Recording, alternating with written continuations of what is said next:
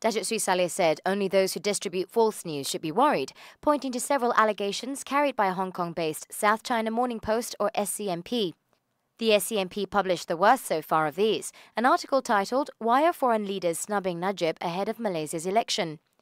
Quite apart from the widely observed practice that foreign leaders do not make official visits to a country just before an election for fear of being seen to interfere in the country's internal democratic process, the Malaysian government has actually declined foreign visits for precisely that reason.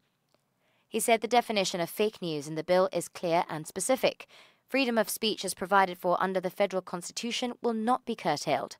Datuk Sri Salleh said Malaysia is not alone in that view. Countries around the world, including our ASEAN neighbours, Singapore and the Philippines, are considering or have introduced similar legislation to combat fake news.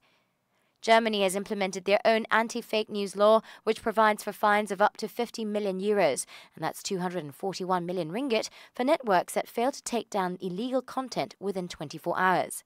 And Britain's Prime Minister Theresa May is launching a fake news rapid response unit to deal quickly with disinformation and reclaim a fact-based public debate.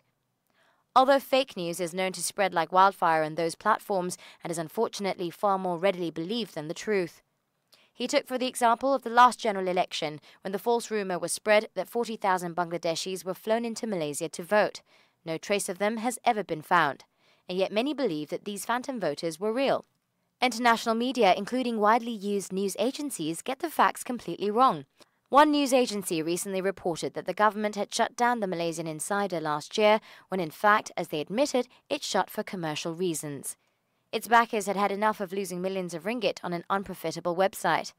The same agency reported that the government was backing a parliamentary bill which would allow harsh Sharia punishments, such as amputations for theft and stoning for adultery. This was completely false, as the agency admitted. Another supposedly academic website recently reported that inflation was at an all-time high in Malaysia. In fact, it is estimated by a wide range of reputable authorities, nationally and internationally, to be between 2 and 3%, which is low both historically in Malaysia and by international comparison. The minister stressed that to be properly informed is the very least that the Malaysian people deserve.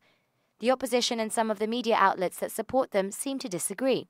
They may prefer spin, smears and outright lies, but he concluded that the government will continue to fight for the truth.